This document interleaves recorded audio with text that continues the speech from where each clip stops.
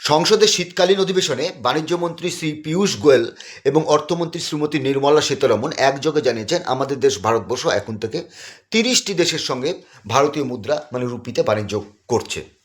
কি ব্যাপার জানবো বিশদে। বিষয়টি একটু জটিল, যতটা সম্ভব সহজভাবে বলার চেষ্টা করব। ভিডিওটা একটু বড় হবে, তাই দুটি পর্বে করব।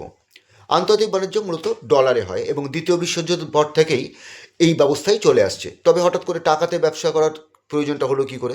প্রথমত ডলার বিজনেস হয় সুইফট নেটওয়ার্কের মাধ্যমে। এটা একটি বাণিজ্যিক ডলার কেনাবেচার একটা প্ল্যাটফর্ম।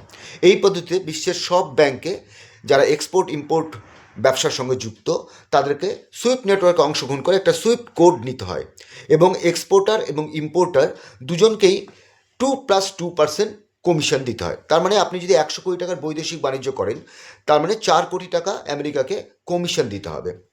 এটা দালালি, এক টাইপের দালালি বলতে পারেন। এইভাবে ইউএসএ বিলিয়ন বিলিয়ন ডলার রোজগার করে এবং অনেক ক্ষেত্রে দেখা যায় বিক্রেতার গ্রস মার্জিনের থেকেও কমিশন বেশি। দ্বিতীয় সমস্যা হলো আমেরিকার স্যাংশন, মানে টুক করাতে স্যাংশন, মানে কোনো দেশের সঙ্গে আমেরিকার কোনো সমস্যা হলেই টুক করে সে সুইফট কোড, তাদের সুইফট কোডটা বন্ধ করে অ্যাকাউন্ট ফ্রিজ করে দেয়। সেটা আমেরিকা অনেকবার বহু দেশের সঙ্গে করেছে। এখন যেমন ইরানের সঙ্গে করে রেখেছে, রাশিয়ার সঙ্গে আংশিকভাবে করে রেখেছে। আর টাকা দিয়ে বাণিজ্যটা হচ্ছে কি করে? এটা হচ্ছে ভস্ত্র অ্যাকাউন্ট এবং ইউপিআইয়ের মাধ্যমে। এটাতে কোনো কমিশন লাগে না।